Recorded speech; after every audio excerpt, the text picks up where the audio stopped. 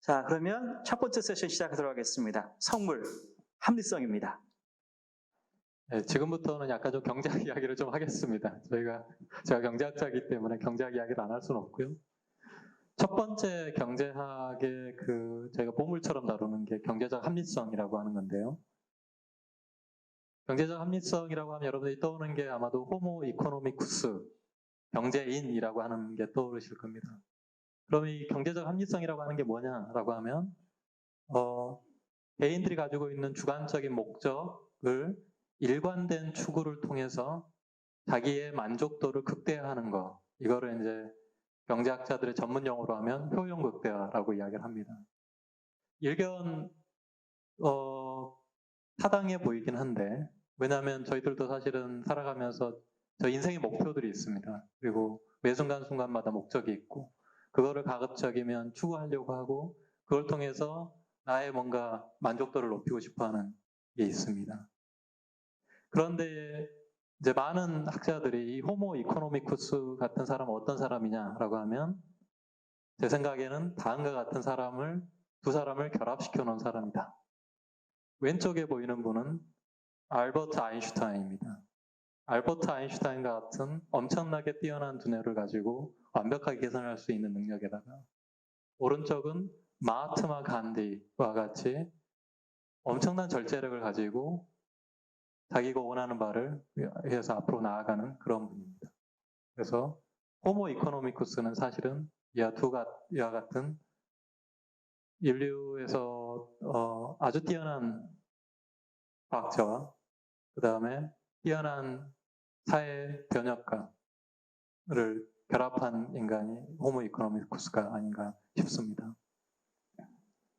사실은 이렇게 호모 이코노미쿠스로 이루어진 사회는 어떤 사회일까라고 하는 거에 대해서 사실은 그간 수많은 경제학자들이 많은 통찰력과 분석을 통해서 경제학을 통해 여러분들한테 메시지를 전달해 오고 있는데, 그걸 잠깐 말씀드리면, 사실은 현대 경제학의 아버지라고 부르는 아담 스미스의 국부론에 보면 첫 번째 인용한 글을 보면 사실은 이렇게 자기의 사익을 혹은 자기의 만족을 위해서 자기의 목적을 추구하는 사람들이 모여있는 사회는 일견 극도로 혼란스러운 무질서의 사회가 되지 않을까라고 생각할 수도 있지만, 그렇지만 아담 스미스는 그러한 사람들이 모인 사회도 보이지 않는 손에 의해서 질서를 이룰 수 있고, 그 질서를 통해서 효율적인 자원 배분을 이룰 수 있다라고 하는 통찰력을 사실은 국부론을 통해서 이야기를 합니다.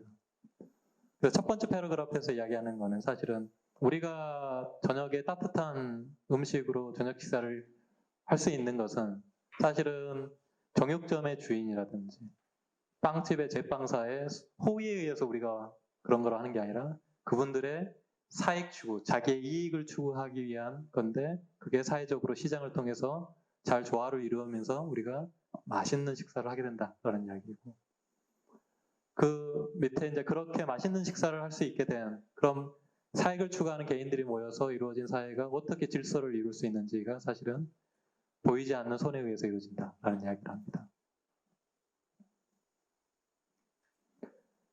사실은 아담 스미스가 국부론을 통해서 이러한 통찰력, 어떤 인류 사상적으로 어떤 이런 통찰력을 제시하고 난 이후에 현대에 들어와서 수학적인 무기로 장착한 경제학자들이 이거를 수리적으로 증명을 하면서 사실은 경제학이라고 하는 분이 고도로 정치화가 됩니다. 그 중에 한 분이 이제 밀턴 프리드만이라고 하는 이제 시카고 학파의 대부다라고 이야기를 하고 1976년도에 노벨상을 받으신 분인데, 그분이 사실은 이렇게 아담 스미스의 보이지 않는 손이라고 하는 거는 사실은 사람들한테 강요를 하지 않으면서도 협력을 이룰 수 있는, 그래서 사회 질서를 이룰 수 있는 아주 중요한 발견이라는 이야기를 합니다. 그렇지만 경제학의 역사를 보면 이렇게 인간의 경제적 합리성을 기반으로 그 다음에 그들이 이루어진 사회에 대해서 분석을 하지만 이 호모 이코노미쿠스에 대해서 계속 비판을 했던 수많은 학자들이 있습니다.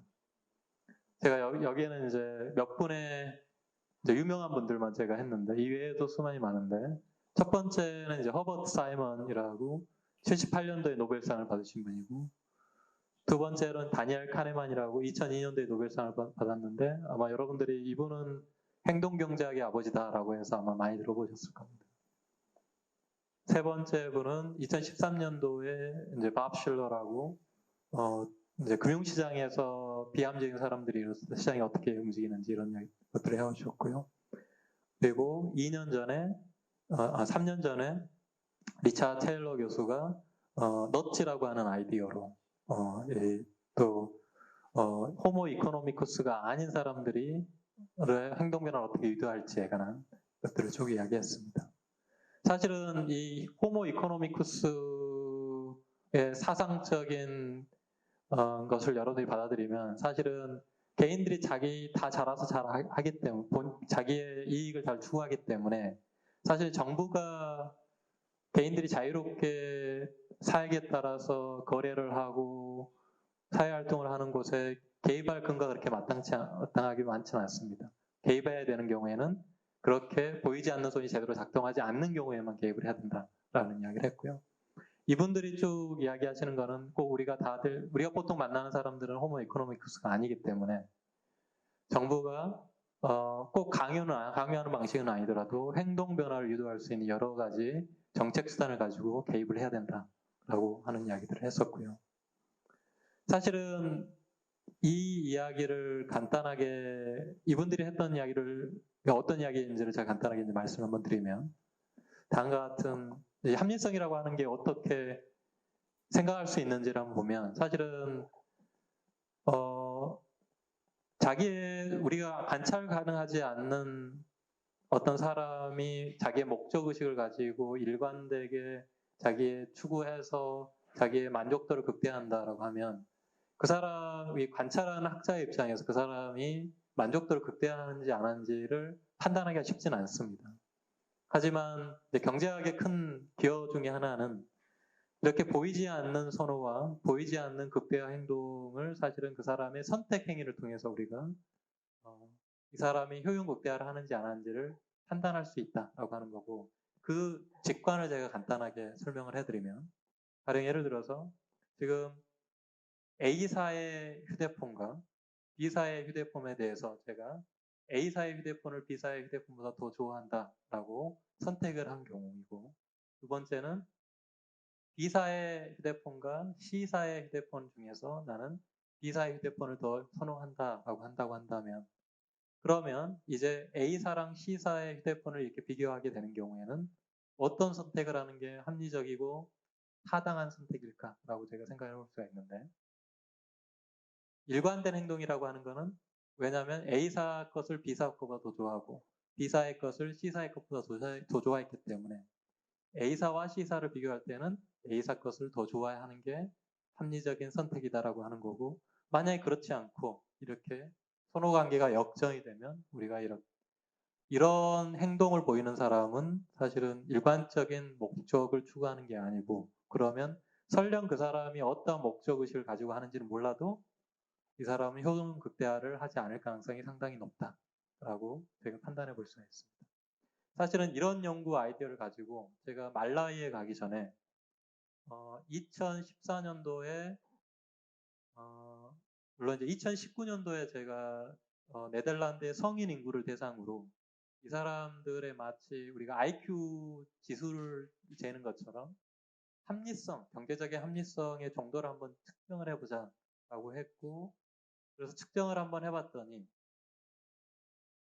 젊은 사람 사실은 여기가 이제 이 합리성의 지수는 1부터 0 사이에 분포하는 지수입니다. 1은 완벽하게 합리적이어서 호모 이코노미쿠스를 의미하고요. 그래서 알버트 아인슈타인과 마하트마 간디를 결합한 사람이면 달성할 수 있는 점이고요. 일반인들은 어떤가 봤더니 나이가 들수록 가장 젊은 층부터 시작해서 고령층에 갈수록 나이가 들수록 합리성이 떨어집니다. 그래서 우리 여기 앞에 앉아 있는 분들과 달리 조동준 교수님과 저희는 계속 나이가 들어가고 있기 때문에 합리성이 떨어지는 거일 수도 있습니다. 두 번째는 교육 수준을 보면 교육 수준이 여기서 이제 네덜란드 사람 중에서 낮다라고 하는 거는 초등학교만 졸업한 사람들입니다. 물론 여기 이제 뭐 중학교 중퇴도 있겠죠. 그 다음에 상은 대학 졸업장이 있는 사람들. 쭉 보면 학력 수준이 올라갈수록 합리성의 지수가 증가하는 패턴이 있더라. 하지만 모든 그룹도 호모 이코노미쿠스와 같은 정도의 합리성을 달성하지 못하더라.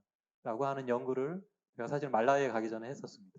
근데 이 연구에서 제가 이제 이야기하고 싶은 것 중에 하나는 가령 이제 고학력자와 저학력자를 비교해 보면 합력성의 지수가 한 3.6포인트, 퍼센티지 포인트 정도 차이가 나는데 이거를 일단 이 숫자를 한번 좀 기억해 주십시오. 왜냐하면 제가 말라이에 가서 했던 연구를 말씀드릴 때 이 숫자를 여러분들한테 한번 리마인드를 드리면서 하도록 하겠습니다. 근데 사실 이 연구는 상관관계에 관한 연구이지 인과관계에 관한 연구는 아닙니다. 어떤 말이냐면 가령 예를 들어서 교육 수준이 높을수록 고학력자일수록 경제적으로 합리적인 선택을 더 많이 한다는 이야기인데 이게 경제적으로 합리적이어서 교육에 대한 투자를 많이 해서 교육을 더 많이 받은 건지 아니면 교육을 더 많이 받았기 때문에 경제적으로 더 합리적이 된 건지를 저희가 구분할 수는 없습니다.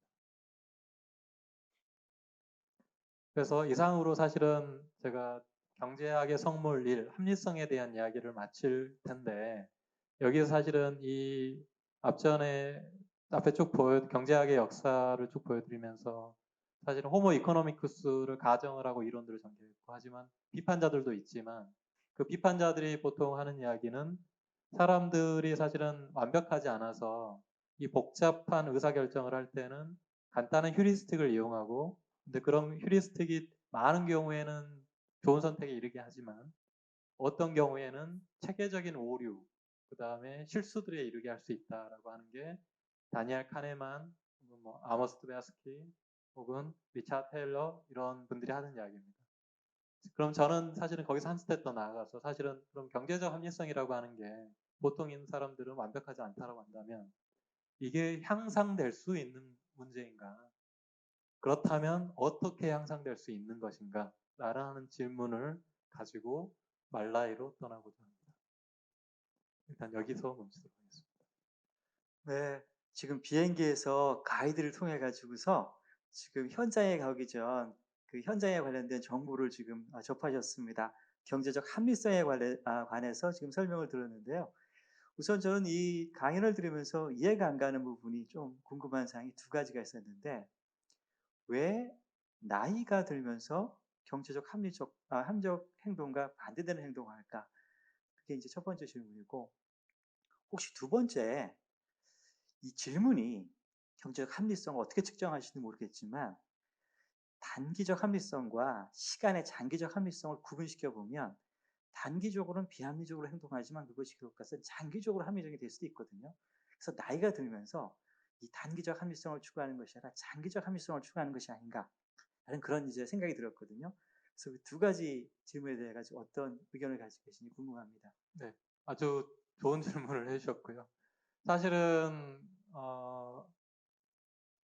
제가 이제 네덜란드에서 했던 연구 이전에는 사실은 경제학과 뭐 심리학과 사회과학에서 논의는 한쪽 캠프는 우리는 어쩔 수 없으니까 합리성을 가정하고 쭉 할래라고 하는 거고 한쪽 캠프는 어떤 여러 가지 애넥도터란 에비던스들을 가지고 우리들이 다루는 우리가 분석 대상으로 다루는 인간들은 그렇게 합리적인 사람들이 아니야 라고 하고 그럼 그렇게 어떻게 모델링을 할까 이런 이야기들을 해왔었습니다.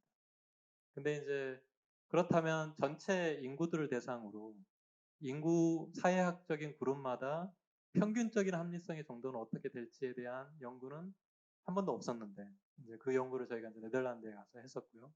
저희도 사실은 이 데이터를 모으면서 놀랐던 게 나이가 들수록 단조적으로 합리성이 감소하더라 라고 하는 게 사실은 저희도 놀라웠던 결과입니다.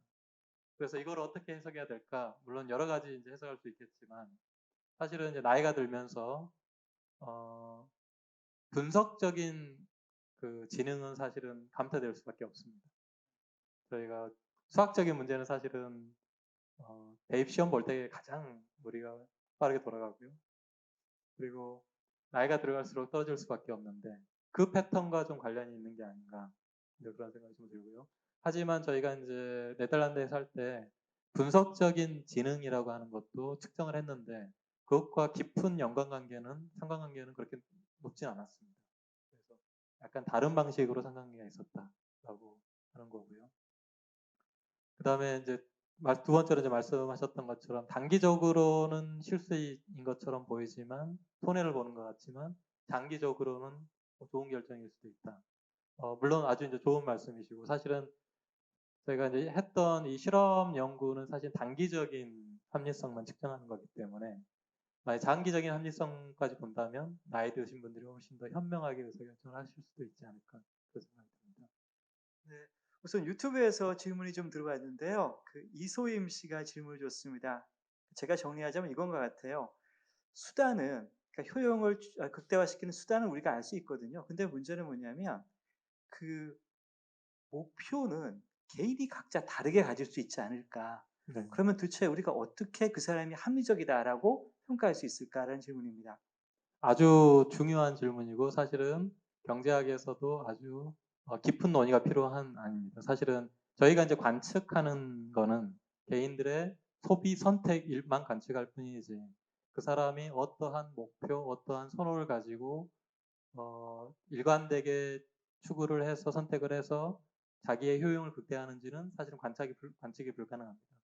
근데 경제학의 한 이론의 분과가 있는데 현시 선호 이론이라고 하는 분과가 있는데 그 현시 선호 이론이 기본적으로 하는 이야기는 무엇이냐라고 하면 우리가 만약에 소비자들의 선택을 관측을 하면 그러면 설령 그 사람의 주관적인 목표가 무엇인지 모르더라도 그 관측 행위를 통해서 이 사람이 효용 극대화를 하고 있는지 안 하는지를 판단할 수 있다라고 하는 게 있고 사실은 제가 보여드렸던 실험 연구는 그 현시 선호 이론을 기반으로 합니다. 그래서 참여했던 개별 사람들의 주관적인 선호는 알 필요가 없습니다. 알겠습니다. 아까 지금 유튜브에서 질문이 왔는데요. 알버트 아인슈타인, 마하트마 간디 둘을 결합시키는 개념이 합리성이라고 하셨는데 이게 조금 이해가 안 가는 것 같습니다. 좀 더 설명해 주시기 바랍니다. 사실은 이제 제가 그 알버트 아인슈타인을 이렇게 데려왔던 이유는 뭐냐면 주관적인 만족도를 극대화한다라고 하면 사실은 선택 가능한 옵션들로부터는 기대 편익과 기대 비용을 다 계산한 다음에 그 중에서 가장 자기의 순편익을 극대화하는 행동을 해야 되는데 그러면 엄청난 계산 능력이 있어야 됩니다. 일반 사람들은 그런 계산 능력이 있을지 잘 모르겠습니다. 가령 예를 들어 제가 휴대폰을 새로 개설하려고 휴대폰 대리점에 딱 가서 하면 사실은 대리점에 있는 직원이 수많은 그 플랜들에 대한 이야기를 합니다. 제가 사실 그걸 보면서 나의 순편익을 계산하기는 그 모든 옵션의 순편익을 계산하고 그 중에서 나한테 가장 좋은 걸 계산하기는 실질적으로 불가능하고 저도 그렇게 해본 적이 없습니다. 호모 이코노미쿠스에서 이야기하는 인간형은 알버트 아인슈타인이 거기 가서 그 옵션들의 순편익을 정확하게 계산해서 자기가 원하는 가장 최고의 옵션을 선택하는 걸 의미를 하고요. 마하트마 간디는 사실은 우리가 선택 행위를 일상에 살아가다 보면 수많은 유혹들이 있습니다. 그리고 감정의 기복이 있고 그러다가 의도지 않게 혹은 의도하게 해서 본인들이 실수를 하고 나중에 후회하는 경우들이 있습니다. 혹은 어떤 유혹에 빠지기도 하고요. 호모 이코노미쿠스는 사실은 그런 유혹과 그리고 감정의 기복과 이런 거에 흔들리지 않고 일관되게 자기의 목표를 롱텀 그 장기의 목적을 추구하는 그런 인간을 나타내는데 그런 의미에서 마하트마 간디를 데려왔습니다. 예, 계산 능력, 그다음에 감정에 휘둘리지 않기 이 두 가지가 결합된 모습이 경제학적 인간이라고 대답해 주셨습니다. 자, 이제 20초 후면 말라웨 직접 도착합니다. 조금 기다려 주시기 바랍니다.